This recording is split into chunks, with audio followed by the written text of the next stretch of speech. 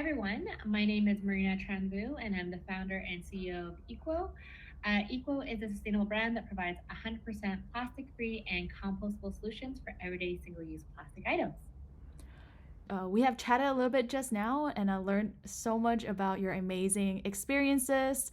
Can you share with us about how you started the business and what inspires you?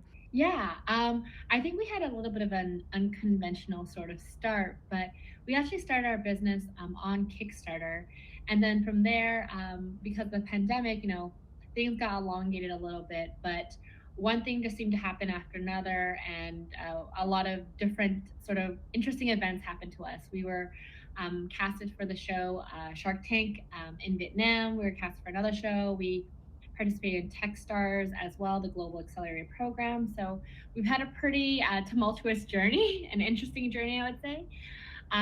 But what really kind of sparked the business and what started it was when I first came to Vietnam. I didn't really have a lot of friends. I had moved here actually to help out my family, unfortunately, because my father got sick. And so I decided for 1 year that I would come to Vietnam and see what Vietnam was all about, maybe connect back with my heritage. And during that time, because I didn't really know anyone here, I went to a lot of cafes in Vietnam. And so that's when I first saw, for the first time, something green in my drink, and it turned out to be a straw made out of grass. And that's really what sparked kind of the idea of like, why don't we see products like this all over the world? And I didn't even know that straws could be made from grass. And then at the same time, my nephew was actually born. And there's something about babies that are so cute and adorable that they change your whole life. And what happened was I realized I wanted to do something for my nephew. I wanted him to be able to grow up in a future where, he could actually stay on planet Earth and maybe not move to Mars because we, were able to preserve the environment.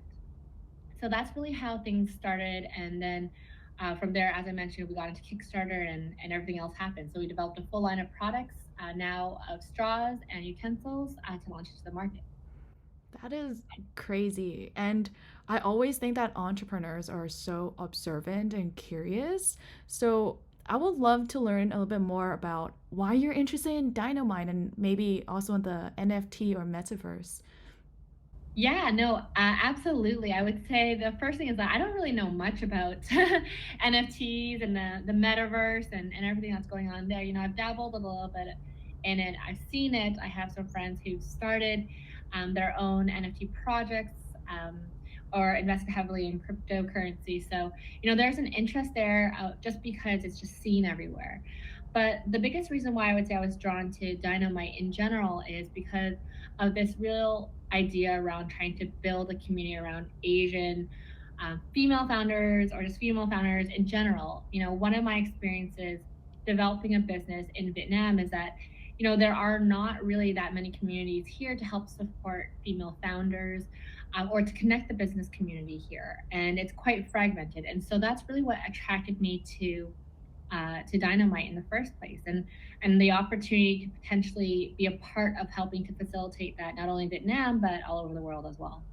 I also learned about your Shark Tank experience. Can you share a little bit more on what you're planning to do and maybe your expansion strategies or markets? Yes, I mean, we can't share too much because we're about to make a pretty large, I would say, PR announcement soon. Wink. But the hope and the idea is that we will raise enough money in our seed round to allow us to expand our business globally. Currently, we're available in Canada, US, Australia, and of course Vietnam, but we want to expand beyond that. We just got into Singapore recently, and we want to target some other countries, ideally in Europe and the rest of Asia as well, to start adopting our products.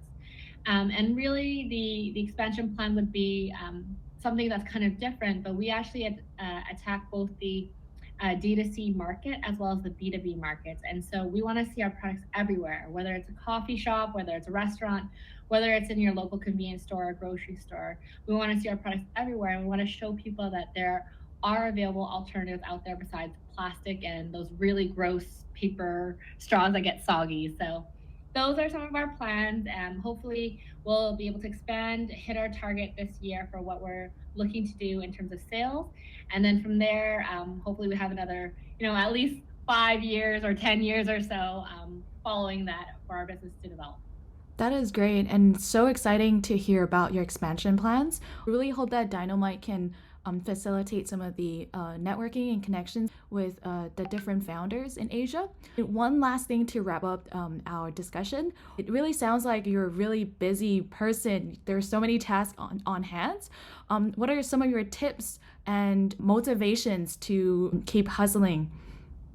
I would say make sure you set aside time for everything. It's one of those things where, if you're not like a planner or a scheduler, which usually I'm not, I like kind of be free and how I spend my time.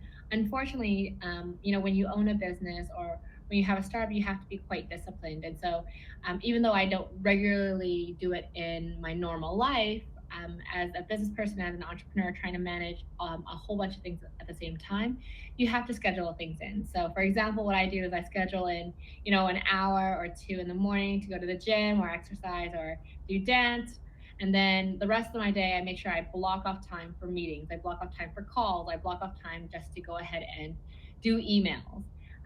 And that allows me to organize things in a pretty, I think, easy manner. And then also, like, not to plug this, I have no affiliation with them at all, but I absolutely love the email sort of system called Superhuman.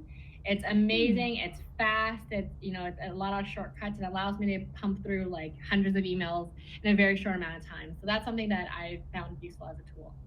That's great. Maybe I should check it out. And thank you so much again, Marina, for this call. Yeah, no problem. Thank you so much for having me, and I'm so excited to be part of this project.